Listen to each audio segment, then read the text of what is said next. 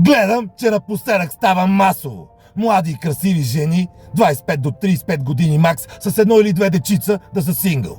Разгледаш им профилите еднотипни и често повтарящи се цитати с мисли за успялата и силна жена. Откровения как могат и сами в живота, как никой не им е нужен, как от мъжете нищо не ставало. И прочее, алабализми.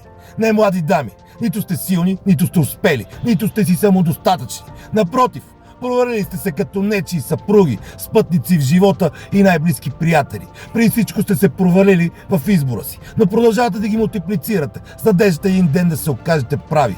Блъскането във фитнеса не е признак на воля.